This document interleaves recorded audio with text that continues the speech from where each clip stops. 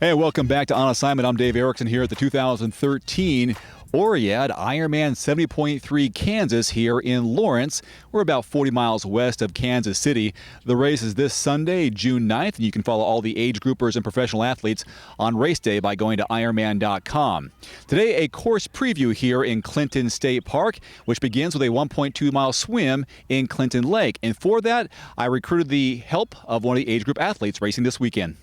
Advice on the swim course, it's flat like all of them unless the wind is blowing. The last 2 years we've had tons of wind. Last year was extremely hard because not only did we have high wind, we had no wetsuit for the first time.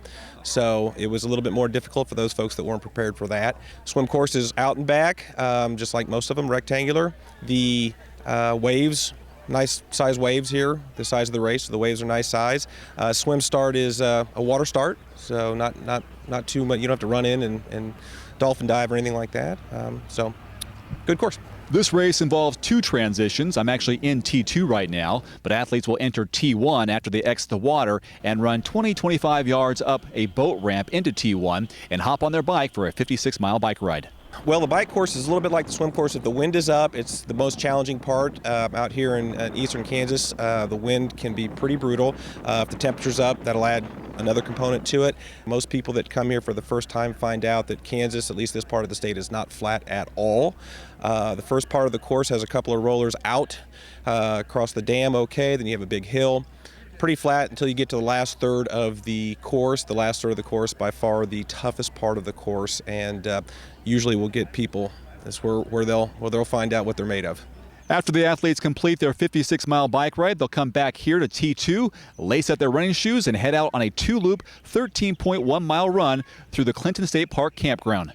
I've done a lot of these halves. This is one of my favorite run courses because the way it goes through the campground, it has the fans, the cheering sections, the aid stations are all right on top of the runners. You get to see everybody you're running with coming and going twice. You have tons of support, so that makes it really nice. The course itself, two big hills on the two loops, take a little bit out of everybody on the two hills. Other than that, flat as a pancake, some nice turns. It's just a fun course, mostly because of the support. Is there something special about the finish line and some characters that are waiting for us?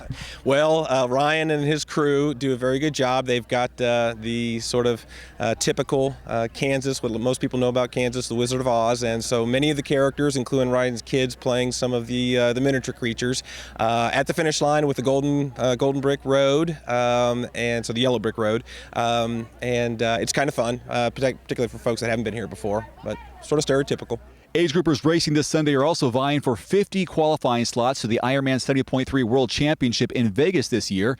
By the way, this race is also a regional Ironman Tri-Club Championship race. For more information about the Tri-Club, just email triclub@ironman.com. Until next time, this is Dave Erickson on assignment at the 2013 Oread IRONMAN 70.3 Kansas.